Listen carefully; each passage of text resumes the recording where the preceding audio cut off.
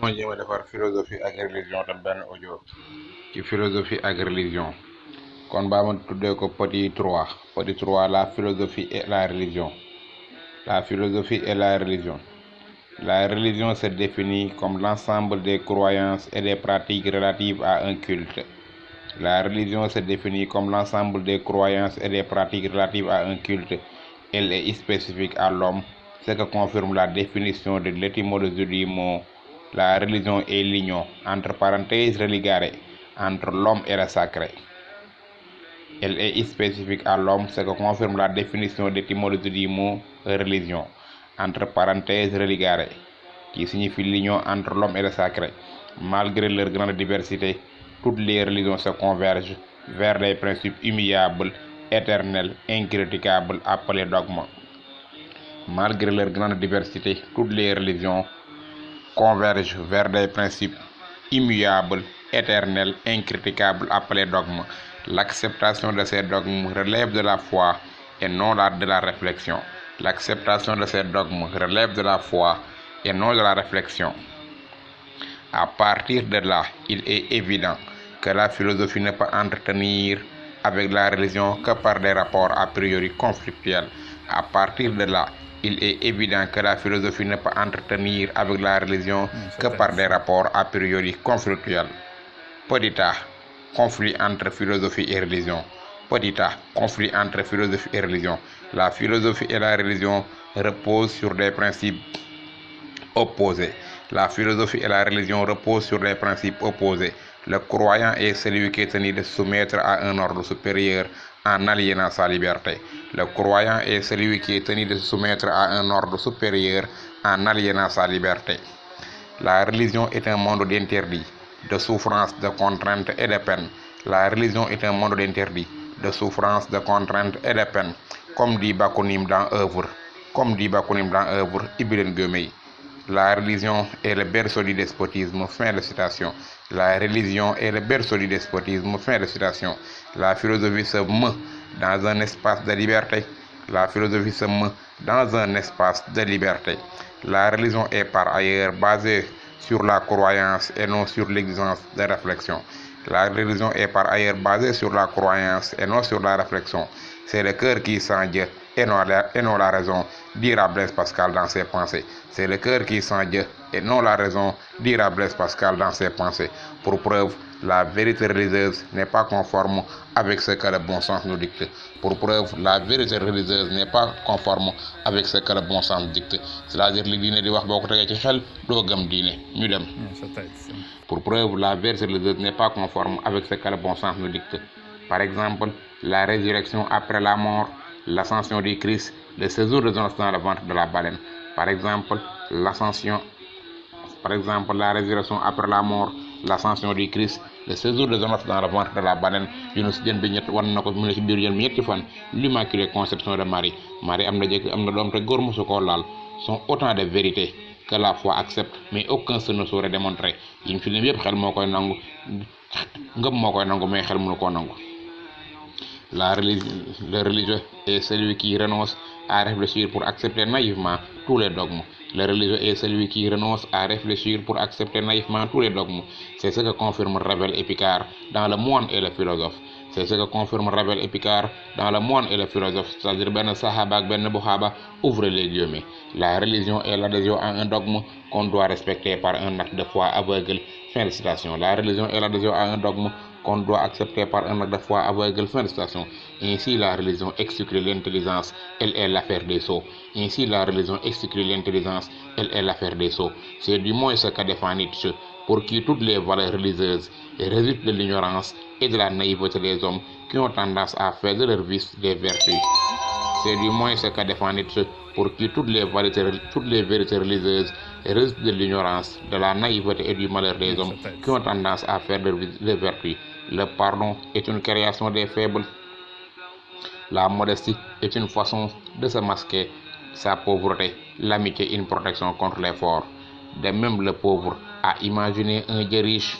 Les malheureux ont créé le paradis. Les lâches ont imaginé l'enfer.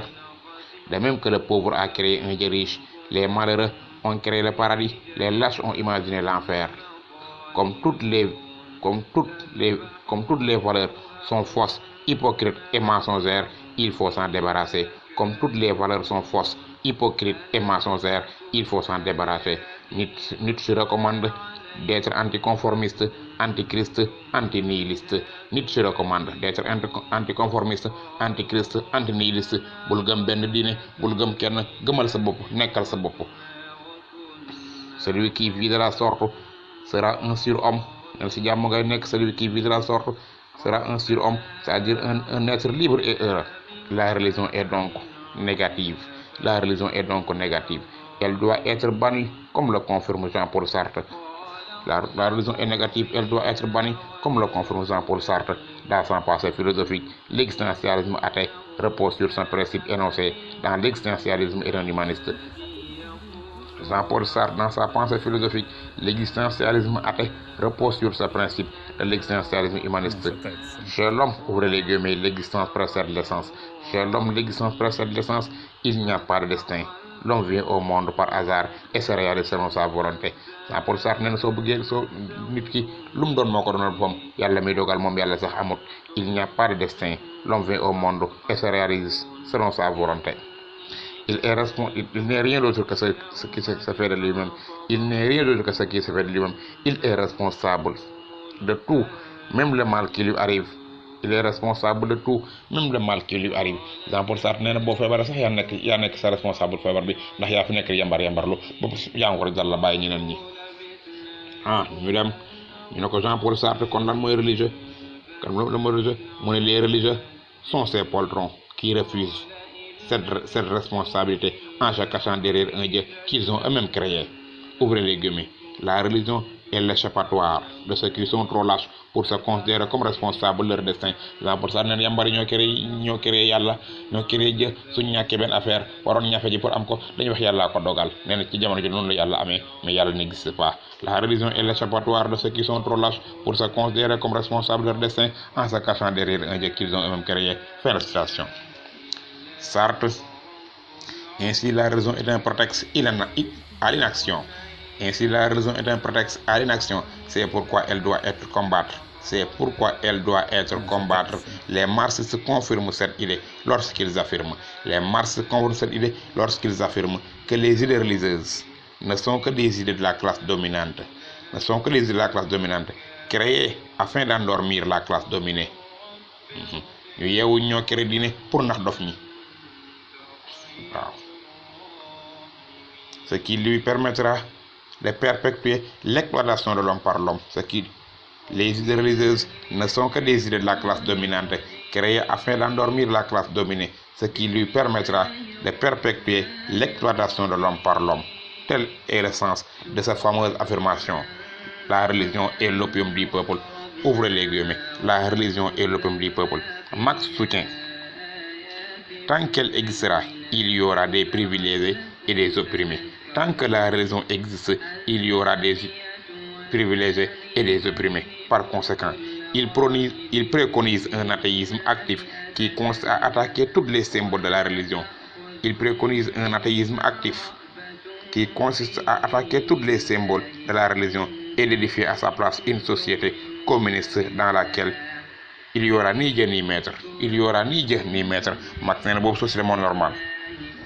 Mais si la philosophie a critiqué la religion, force est de reconnaître que la religion elle aussi a critiqué de la philosophie. Si la philosophie a critiqué la religion, force est de reconnaître que la religion de sa part a aussi critiqué la philosophie. Tel est le cas de Martin Luther, qui conseille aux religieux de ne pas pratiquer la philosophie.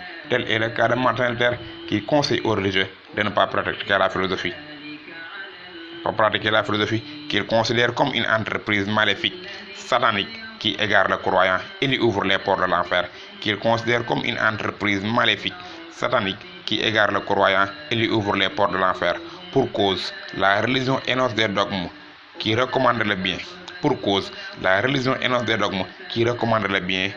La philosophie, par contre, est antidogmatique et mène au mal. Et par conséquent, elle est à combattre au profit de la religion. ouvrez guillemets, li Martin Luther wax. La philosophie est la partie du diable dans ce monde et le mieux serait de brûler Aristote. La philosophie est la partie du diable dans ce monde et le mieux serait de brûler Aristote. Ce point de vue de Luther ne fait pas l'unanimité. D'aucuns admet au contraire une complémentarité entre philosophie et religion. D'aucuns admet au contraire une complémentarité entre philosophie et religion. Complémentarité entre philosophie et religion. La complémentarité est le fait de se rendre service mutuellement. La complémentarité est le fait de se rendre service mutuellement. La philosophie a nécessairement besoin de la religion qui conditionne sa découverte du savoir. La philosophie a nécessairement besoin de la religion qui conditionne sa découverte du savoir. Pour cause, Socrate, père de la philosophie, affirmait dans le banquet que pour être philosophe, il faut faire l'aveu de l'ignorance. Pour cause, Socrate affirmait dans le banquet, pour être philosophe, il faut faire l'aveu de l'ignorance. Pour les guillemets, seuls les dieux sont sages. À sa suite, Descartes, dans le discours de la méthode, développe la même thèse. À sa suite, Descartes, dans le discours de la méthode, développe la même thèse. Le philosophe est celui qui doute, mais il doute, c'est pour obtenir une vérité parfaite. Donc le parfait existe et il ne peut résider qu'en Dieu. Le philosophe doute, mais il doute, c'est pour obtenir une vérité parfaite. Donc le parfait existe et qu'il ne peut résider qu'en Dieu. Celui qui n'accepte pas cette évidence compromet toute possibilité de parvenir le savoir. Celui qui n'accepte pas cette évidence compromet toute possibilité de parvenir au savoir. Ouvre les guillemets. Sans Dieu, on ne peut avoir connaissance certaine sur aucune chose. Sans Dieu, on ne peut avoir connaissance certaine sur aucune chose. Fin de citation. Il est confirmé en cela par son disciple Leibniz. Il est confirmé en cela par son disciple Leibniz qui fait de la foi une condition du savoir. Qui fait de la foi une condition du savoir. En conséquence, le philosophe veut tout savoir. La raison, dit-il, est une faculté soumise à des limites. Elle ne peut connaître que le concret. Elle ne peut connaître que le concret. Pour parvenir aux réalités abstraites, il est nécessaire de faire appel à la foi. Pour parvenir aux réalités abstraites, il est nécessaire de faire appel à la foi. Le philosophe devra impérativement recourir à la foi et à la raison. Le philosophe devra impérativement recourir à la foi et à la raison. Faute de quoi ces découvertes peuvent être partielles. Faute de quoi ces découvertes peuvent être partielles. Tel est le sens du passage du discours de la méthode. Exclure Leibniz. Exclure la foi au nom de la raison, c'est comme se crever un œil pour voir. Exclure la foi au nom de la raison, c'est comme se crever un œil pour mieux voir. Fin de citation. La pensée stoïcienne tire elle aussi sa substance de la foi en Dieu. La pensée stoïcienne tire elle aussi sa substance de la foi en Dieu. Saint Augustin établit une complémentarité entre foi et raison. Saint Augustin établit une complémentarité entre foi et raison. Il faut comprendre pour croire et croire pour comprendre. Il faut comprendre pour croire et croire pour comprendre. La philosophie apporte un éclairage indispensable à la compréhension des dogmes. La philosophie apporte un éclairage indispensable à la compréhension des dogmes et permet ainsi d'affirmer la foi. C'est pourquoi elle est utilisée lors des prêches pour faire la propagande religieuse. C'est pourquoi elle est utilisée lors des prêches pour faire la propagande religieuse. Ce qui est bien illustré par Pape Jean-Paul II dans son texte Fides in Ratio. La philosophie est une aide indispensable pour approfondir l'intelligence et communiquer la vérité de l'évangile. La philosophie est une aide indispensable pour approfondir l'intelligence et communiquer l'évangile. Dans la même perspective, une parfaite similitude entre les principes platoniciens. Dualisme du monde, la perfection. La perfection du monde, l'intelligence, l'existence d'un Dieu omniscient, etc. Et les dogmes fondateurs des religions révélées. En ce sens, Eusèbe affirme que Platon est un Moïse qui parle grec. Fin de citation. En définitive, la philosophie n'est pas contraire à la religion. En conséquence, elle y mène. Le mécréant est un signe d'ignorance. Quiconque philosophe vraiment découvre des raisons de croire en Dieu. Comme dit Bacon dans son essai sur athéisme actif. Ouvre les guillemets. Une demi-philosophie éloigne de Dieu, mais une philosophie mène à Dieu. Une demi-philosophie éloigne de Dieu, mais une vraie philosophie mène à Dieu. Fin de citation. Ce point de vue s'inscrit en droite ligne à des thèses pascaliennes selon lesquelles une question de bon sens. L'athéisme n'est qu'un signe d'ignorance. L'athéisme n'est qu'un signe d'ignorance. Si Dieu n'existe, personne ne le prouve. Si Dieu n'existe pas aussi, personne ne le prouve.